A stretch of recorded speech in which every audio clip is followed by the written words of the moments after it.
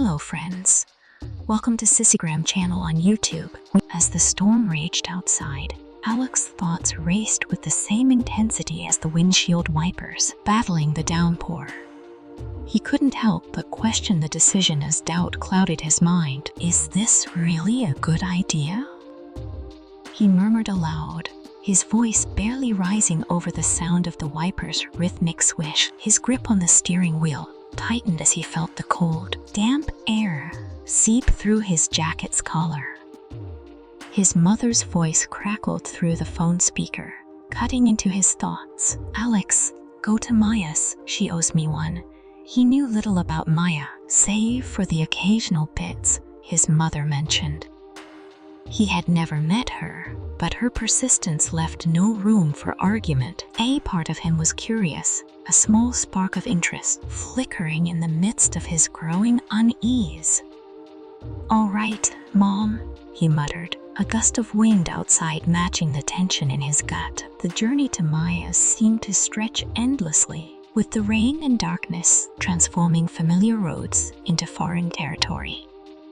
Just one night, he reassured himself, his reflection in the windshield mirroring the tension tightening within him. Finally, Maya's house appeared, a beacon of warmth amidst the storm. The lit windows called to him, and with the rain relentless, he rushed to the front porch, the cold water soaking through his shoes with each step.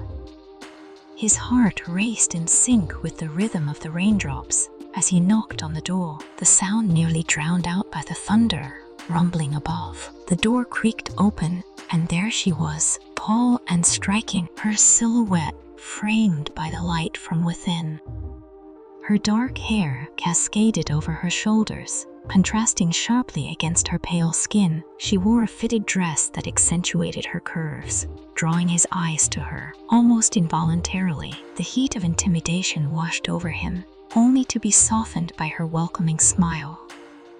"Come in, Alex," she said, her voice smooth and inviting, causing him to step inside without hesitation. The warmth of the house immediately soothed his rain-soaked body, and he shrugged off his dripping coat, acutely aware of her gaze. In the living room, a fire crackled, casting dancing shadows on her face. "Your mom told me you'd be stopping by. I can't say no to an old friend," she said, a playful glint in her eye. "Make yourself at home, Alex," she offered, gesturing to the comfortable couch. Alex stood awkwardly, his gaze wandering to the mantelpiece, where a photo caught his attention. It was an image of a younger Maya with his mother, a reminder of the deep bond between them, leaving Alex feeling even more out of place. Maya's voice broke the silence, soothing his growing discomfort. "Your mom and I go way back, Alex. Tonight, you're not just her son, you're my guest, and I'll make sure you feel at home." The warmth in her tone contrasted with the assertiveness of her words, making Alex wonder if he could actually relax in this unfamiliar place. After changing out of his drenched clothes, Maya handed him a plush robe to wear. She led him to the bathroom, where a hot bath awaited him, infused with a sweet scent. The luxurious surroundings overwhelmed him. Far removed from the modest student life he was used to, he sank into the warm water, a sigh of contentment escaping his lips. But soon, a strange sensation crept over him.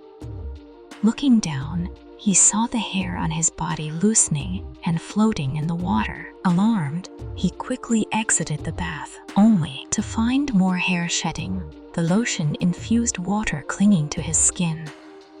"Maya," he called out in panic, his voice laced with embarrassment. A moment of silence passed before she appeared, her face changing from surprise to an apologetic expression. "Oh no, I used the wrong bottle," she said, her voice apologetic. "That's hair removal lotion. I'm so sorry, Alex." His embarrassment deepened when she handed him the only available clothes she had, silk pajamas, clearly designed for a woman. Feeling his cheeks burn, he reluctantly changed, the mirror reflecting an unfamiliar, feminine version of himself, a sight so strange it bordered on absurd. When he emerged, Maya's eyes scanned him up and down, her smile widening. "Well, aren't you the prettiest girl?" she teased. Her words, meant to embarrass, stirred an unexpected flutter of something in him, odd mixture of discomfort and curiosity. He nervously tugged at the hem of the nightgown, unsure of what was coming next. The evening unfolded casually, with a light dinner and easy conversation. Afterward, Maya excused herself to the kitchen, leaving Alex alone. His eyes landed on a shiny object on the coffee table, a lipstick tube. Curiosity overtook him, and before he could stop himself, he uncapped it, revealing the rich, ruby-red color. It was a stark contrast to the image of masculinity he had always carried, and yet the color seemed to call to him. His heart raced as he held the tube, tempted by the unknown. Maya's footsteps snapped him back to reality, and in a panic, he tried to cap the lipstick. But it was too late. She entered the room, smiling knowingly. "Oh, Alex, couldn't resist the allure of being a girl for a night, could you?" His cheeks burned with embarrassment, but there was something in her teasing that made him hesitate. Despite the humiliation, a strange sense of anticipation bubbled inside him. She didn't wait for a response, instead suggesting, "Well, since you seem so interested, let's make a night of it." She retrieved a bottle of nail polish from a drawer, and Alex, feeling oddly compliant, extended his hands. She carefully painted each nail with a glossy, candy pink polish, the scent of the lacquer filling the air. Alex fidgeted, unable to ignore the cold, tingly sensation of the polish on his nails, his discomfort slowly shifting into something else. As the night continued, Maya expertly applied makeup to him, foundation, blush, mascara, each brushstroke making Alex more aware of his femininity.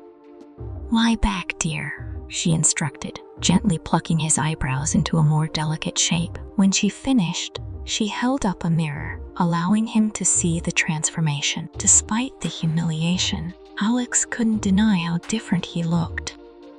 "You're such a good girl, Alex," she teased, her tone both gentle and mocking. "I think it's time to embrace the sleepover spirit.